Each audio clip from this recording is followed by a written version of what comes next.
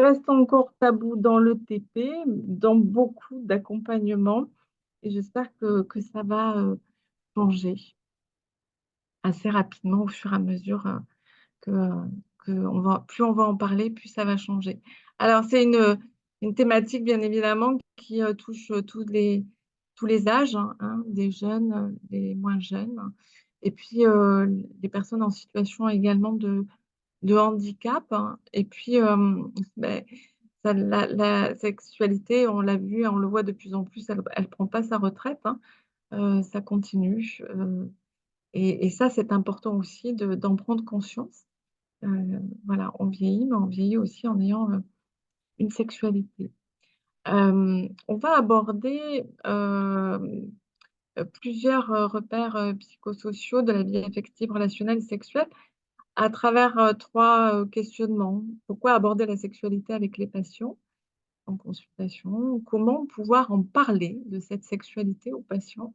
Et puis, quand? Voilà, quand? Est-ce qu'il y a un moment où il faut en parler? Alors, ce qui est important, j'aimerais bien que, en tout cas, moi, c'est comme ça que moi, je vous le transmets aussi simplement que j'aime en parler dans le quotidien, c'est que je pense qu'il faut se poser les questions. C'est quoi la sexualité pour moi? Et puis, qu'est-ce que ce n'est pas non plus aussi la sexualité? Donc j'ai envie de vous retourner cette question. De savoir aussi quelles sont les qualités personnelles, mais professionnelles bien évidemment, pour aborder, cette thématique-là. Parce que c'est important d'en prendre, de prendre 5 minutes juste pour essayer de se centrer sur ça. On verra par la suite, hein, il y aura des réponses bien évidemment et puis les freins qui arrivent pour en parler, voilà, tout de suite. Alors, parce que certains n'osent pas se lancer, je vois autour de moi, même ouvrir, cette parole, c'est compliqué pour eux. Donc quels sont les freins? La plupart du temps, bien évidemment, c'est souvent le manque de connaissances, mais on peut très souvent aborder, vous allez le voir, de façon très, très simple et c'est surtout il va falloir apprendre, hein, quand, on n'a pas la compétence complète de savoir orienter. Alors, il y a des, affirmations que j'aime bien un peu poser pour être dans la provocation, parce qu'on est tous, comme on est humains, voilà, on peut avoir des pensées qui peuvent nous traverser en tant que professionnels et quand on accompagne les gens, on pourrait se dire que la priorité, bien évidemment, c'est que les gens puissent se soigner et après, hem, on verra. Mais pour l'instant, ça reste une priorité donc très souvent, la sexualité, ben, on n'en parle pas en premier. On pourrait aussi, penser que quand on voit, une personne en entretien ou en consultation, que, bah, elle est célibataire depuis très longtemps ou il est célibataire, c'est peut-être pas utile de parler de la sexualité, hein, la personne vit toute seule, donc autant se cantonner à l'accompagner dans ce qui est, priorité. Et puis, heu, par exemple, un patient, ayant eu un cancer de la prostate, ben, il me rapporte qu'en fait plus rien ne fonctionne. Donc, bah, alors pourquoi aborder cette thématique-là? C'est peut-être pas utile, hein, ou une autre personne, se retrouvant, ou arrivant en fauteuil roulant. Alors là, surtout, ça fait très, très peur. Alors on n'aborde surtout pas la sexualité. Bah, c'est un peu dommage, on va voir, parce que, vous allez être surpris par la réaction des gens. Alors, bien évidemment, la base, on va s'appuyer sur, ce que nous disait tout à l'heure monsieur Philippe Marcoux, hein. C'est, la sexualité, c'est un état de bien-être, physique, hein, émotionnel, mental et social en matière de sexualité et ce n'est pas seulement, l'absence, de maladie ou de dysfonctionnement, ou d'infirmité. Donc ça, c'est important. Je vous ai mis aussi la stratégie nationale de la santé sexuelle en avant parce que, pour moi, c'est important dans cette, stratégie nationale de santé sexuelle, il y a 2 axes, que j'ai envie aussi de mettre en lumière aujourd'hui. C'est l'axe 1, il y a plusieurs axes, hein, je crois qu'il y en a 6. Hem, L'axe, c'est de renforcer la formation, des professionnels, sur cette thématique de santé sexuelle. Si on est un peu plus, informé, on peut un peu plus ouvrir, cette parole-là. Ensuite, c'est l'axe 5, c'est pouvoir répondre aux besoins, spécifiques des populations les plus vulnérables et ben, c'est prendre en compte la sexualité, des personnes ayant une pathologie chronique, hein. Donc ça, c'est important.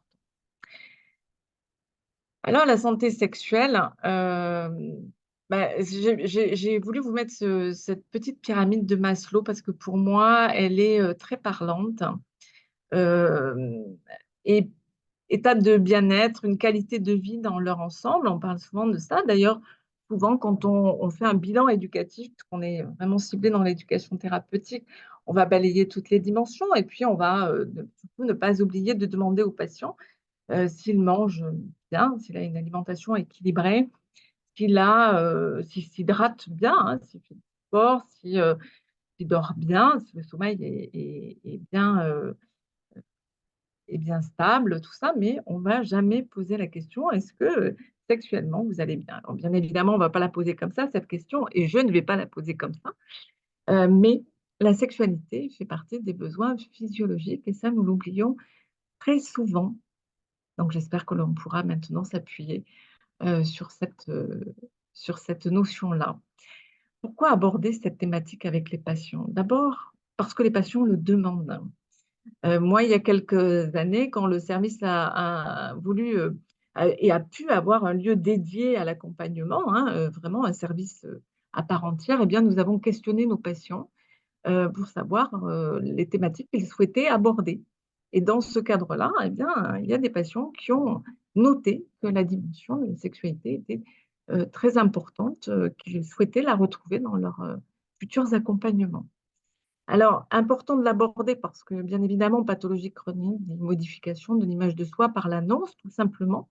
Quand les patients ont cette annonce, ça vient modifier quelque chose sur le regard qu'ils portent sur eux et puis sur les traitements qui vont être mis en place. Ça change le rapport au corps. Bien sûr, quand on parle de chronicité, ben, le temps est important puisque ça va être très présent en permanence. Euh, et puis, je voudrais mettre un point particulier, c'est que souvent, on peut s'apercevoir que certains patients eh bien, peuvent, alors plus moi dans mon expérience, ça a été des hommes, arrêter l'observance au traitement parce que ça crée des effets secondaires et que bah, et moi, les gens me disent, bah, moi, ah, ça m'empêche d'avoir des érections, donc forcément, bah, j'ai arrêté un petit peu le traitement. Donc, il faut être vigilant, il vaut mieux poser la question pour avoir l'information. Ça implique bien évidemment la qualité de vie au quotidien des gens. Et puis, comme ça, il y a cette atteinte de la sexualité, ben, ça va avoir une répercussion bien sûr sur des troubles, sur des baisses de fréquence ou de satisfaction des échanges sexuels. Ça va accentuer aussi. Il y avait déjà des problèmes avant euh, la- l'annonce de la pathologie chronique. Eh bien, s'il y a des problèmes, ça va continuer, ça va se creuser, ça va venir peut-être s'accentuer. Et puis, on parle effectivement, on est le jour de la Saint-Valentin, mais parler de cette thématique-là, c'est aussi malheureusement parfois aussi parler de violence sexuelle.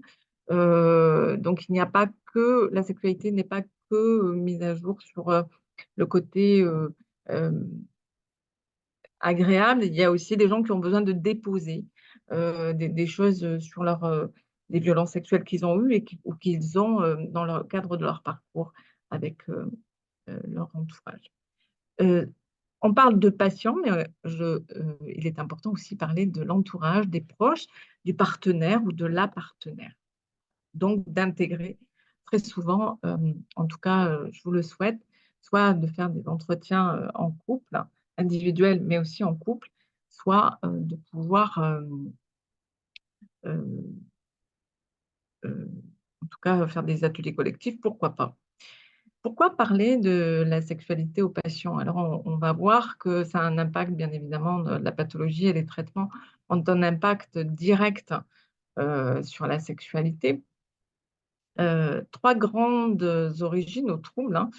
Le corps, tout ce qui va être de l'ordre organique, iatrogène, psychogène, tous les symptômes liés à la maladie et au traitement, et puis l'impact psychosocial de la pathologie. Alors, le corps, dans un premier temps, ben, bien évidemment, il va y avoir des réactions sexuelles au niveau anatomique dépendent du système nerveux, le cerveau, en lien avec les nerfs, mais le système sensoriel, hein. Donc les 5 sens, peuvent être, touchés, la vue, l'odorat, le goût, le toucher et l'ouïe, voilà. Être vigilant avec ça, le système artériel donc et puis, des réactions sexuelles au niveau physiologique qui dépendent, du système endocrinien, hein, donc au niveau hormonal et puis tout ce qui est, neuromédia neuromédiateur donc un bon fonctionnement sexuel, c'est aussi un équilibre entre la dopamine et la sérotonine. Tout ce qui est iatrogène, hein, la pharmacologie, bah, souvent, c'est imputable au traitement donc être vigilant, tout ce qui est, traitement, alors encore une fois, je ne suis pas médecin, hein, donc il va falloir et certains, viendront, compléter, mais tous les traitements cardiovasculaires, bêta-bloquants, statine, les antidépresseurs, tout ce qui est, de l'ordre des neuroleptiques, des benzodiazépines, enfin voilà, ça a un impact considérable sur, ça peut en avoir en tout cas, sur la sexualité. Tout ce qui est de l'ordre de la chirurgie, hein, ça va venir, impacter, le corps, une atteinte, à l'intégralité, corporelle, heu, à l'intégrité corporelle, les fonctions génitales, voilà. Tout ce qui est radiothérapie va venir, également affecter la sexualité. Tout ce qui est, de l'ordre de la psychothérapie, les syndromes dépressifs, et les syndromes, anxieux. Voilà, donc être vigilant sur, tout ce que les gens ont aussi au niveau charge mentale, les violences conjugales, on l'a vu, hein, quoi c'est ça les patients nous révèlent des choses, importantes au fur et à mesure des suivis et puis, le côté harcèlement aussi, voilà, peut avoir un impact et puis les étapes de vie, comme le deuil, bien évidemment, va venir, bouleverser, la sexualité des gens. L'impact, au niveau de la maladie et des traitements, bien évidemment, les douleurs, créées par les pathologies chroniques vont venir, hem perturbé, la fatigue, la perte de mobilité, hein, ou les difficultés dans certaines pathologies à, avoir certaines positions. Les effets secondaires des traitements, alors quelques-uns qui sont cités là, mais bien d'autres, viendraient compléter la prise de poids, les nausées, les chutes de cheveux. Un impact aussi au niveau psychosocial de la pathologie. Dans le quotidien, on va voir que, bah, ça va venir, voilà, bouleverser, le côté, personnel, et même au niveau des loisirs. Le travail, ça va venir modifier aussi les rôles dans le couple, hein et quand le couple va mal, bien évidemment, ben, il y a des tensions qui vont, s'installer. Il y a un certain évitement qui peut, se constater, des incompréhensions et puis, un éloignement du couple où parfois on voit même des ruptures, des divorces, des séparations, venir, perturber, leur vie. Donc l'important de pouvoir, peut-être, communiquer de plus en plus sur le sujet. Je vous ai mis les différents, enfin en tout cas les difficultés, les impacts les plus fréquents, hein, les troubles du désir, les dysfonctionnements, que ce soit la dyspareunie, les dysfonctions érectiles, sécheresse, vaginale, il va y avoir une altération des différentes sensations au niveau corporel, des troubles de l'orgasme, une certaine insatisfaction et puis une atteinte, comme je disais tout à l'heure, de l'image corporelle et puis un désintérêt pour la sexualité. Alors nos patients, qu'est-ce qu'ils attendent? En fait, ils attendent qu'on leur pose la question. Ils ne sont pas du tout gênés. Ils ont envie de s'exprimer, totalement simplement sur le sujet. Ils n'ont pas de ressenti particulier comme, étant, comme si on était intrusif dans leur vie, pas du tout. À partir du moment où on replace les choses dans un contexte, les gens parlent assez, facilement. D'ailleurs, moi, j'avoue que quand je dis, déjà quand on se présente et qu'on ouvre la porte, les choses, heu, la parole est plus, facilement, heu est plus facile pour les patients. Et puis ça vient renforcer, hein, le lien, patient, soignant, comme, nous l'a fait partager, Jean tout à l'heure. Souvent, la question que l'on se pose, bien évidemment, c'est comment parler de sexualité aux patients?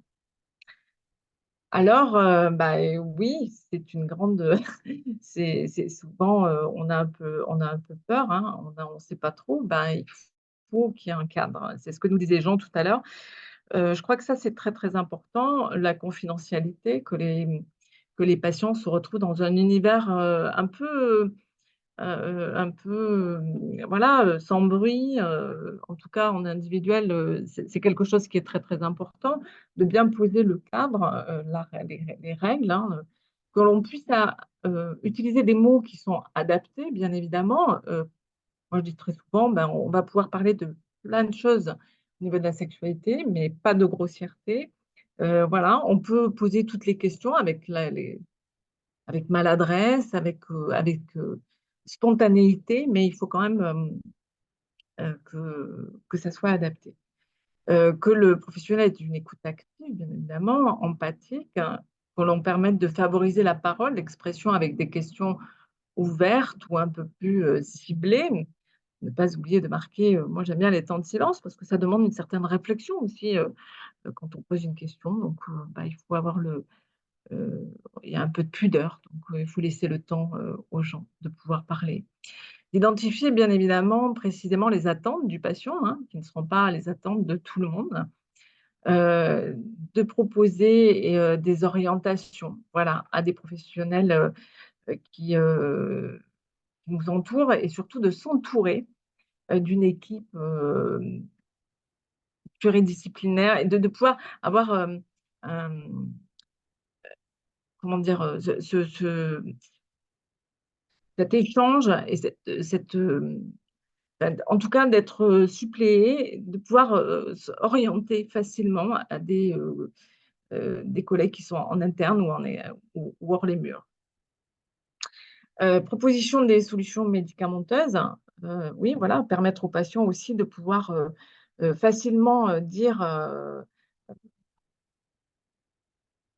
au médecin ce dont il a besoin. Parfois, c'est aussi, lui donner la possibilité de pouvoir, formuler qu'il aimerait bien avoir un traitement pour faciliter, les érections, par exemple. Voilà, alors je vous ai mis la règle des 4 R, c'est pour favoriser vous, le fait de solliciter. Alors, moi j'ai mis la technique en entonnoir, c'est, bien sûr quels sont les impacts, c'est une manière comme ça, vous allez, de façon large et ensuite, arriver un peu plus, sur la thématique de la sexualité.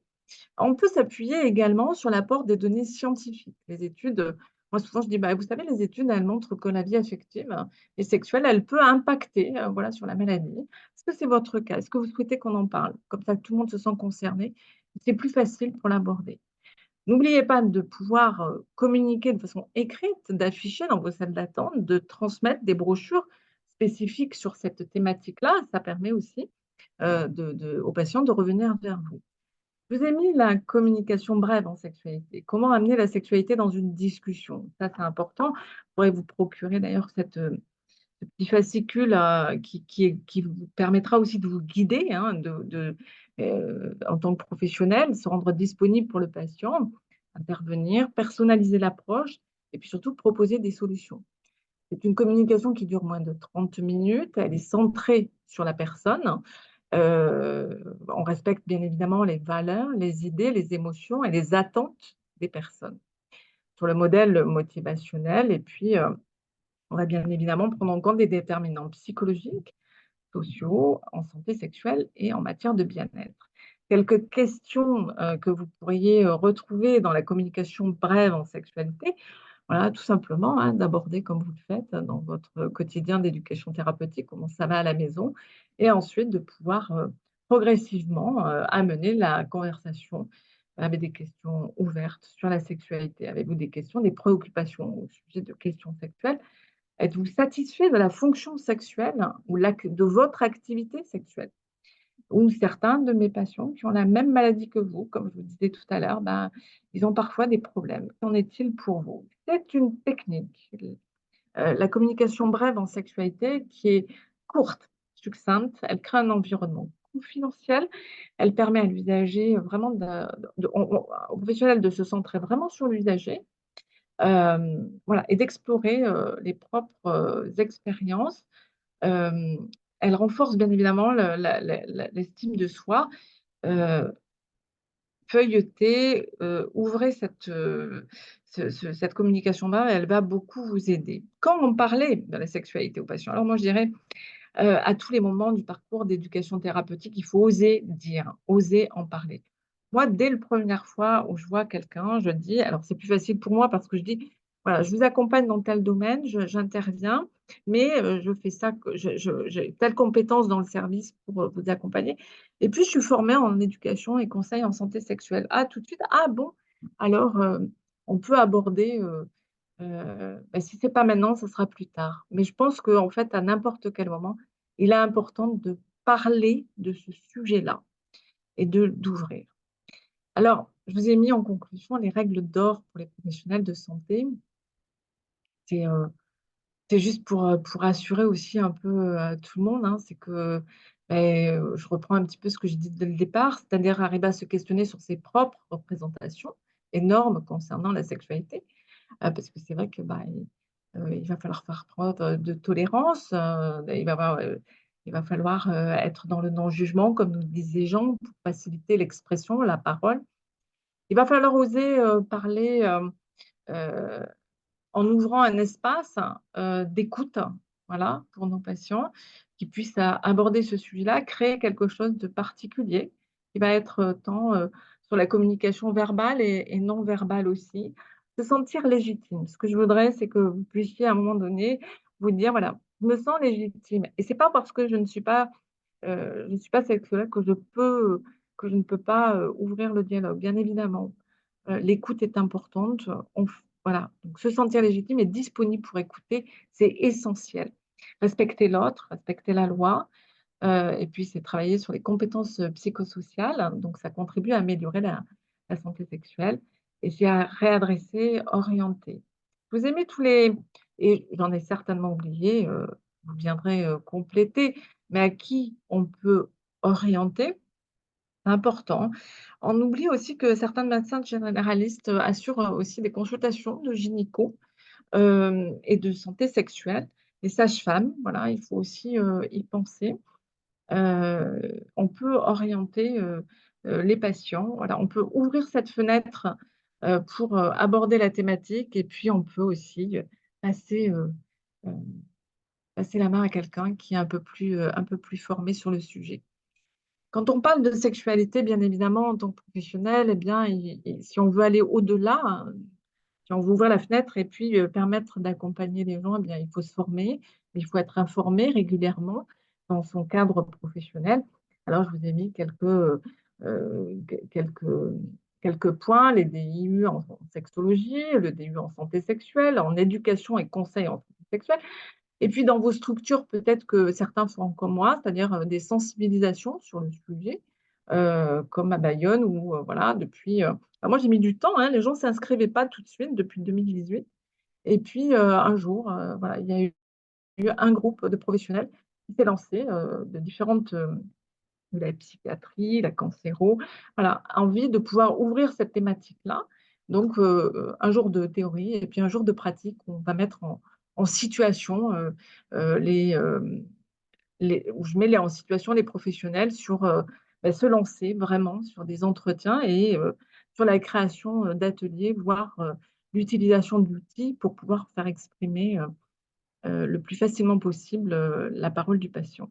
Les journées de francophones de sexologie et de santé sexuelle, je vous le mets parce que, c'est important, voilà, sur, très souvent c'est 3 jours, on apprend énormément de choses. On peut aussi communiquer. Il m'est déjà arrivé de transmettre, des communications, lors de ces journées. C'est important, c'est le partage et l'échange entre professionnels et réactualiser aussi nos connaissances. Des groupes de travail, concernant la promotion de la santé sexuelle.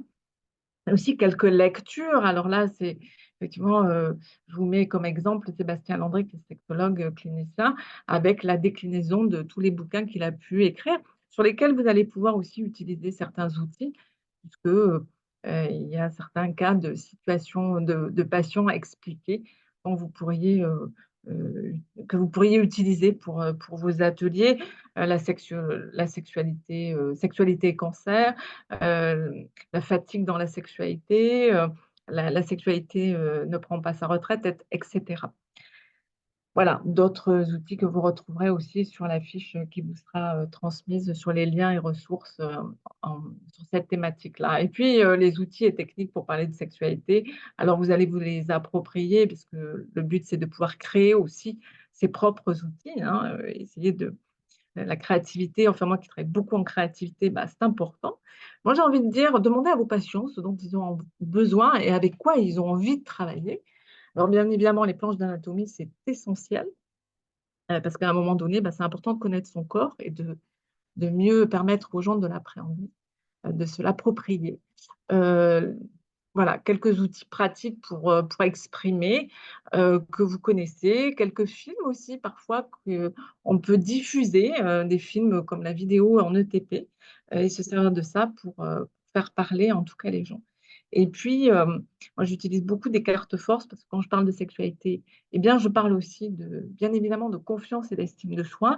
Donc c'est important pour moi de m'appuyer, sur les forces, hein, et les atouts que les gens, possèdent ou les faire ressortir pour pouvoir les remettre dans la vie, dans la dynamique, hein, de ce qu'ils ont envie de retrouver. Et je termine aussi par les outils, et techniques de détente et de relaxation parce que, eh ben, quand on va parler de sexualité, en tout cas moi, je parle aussi de savoir se détendre pour pouvoir être le plus, spontané, le plus, libéré et le moins stressé possible. Voilà. Je vous remercie de votre attention.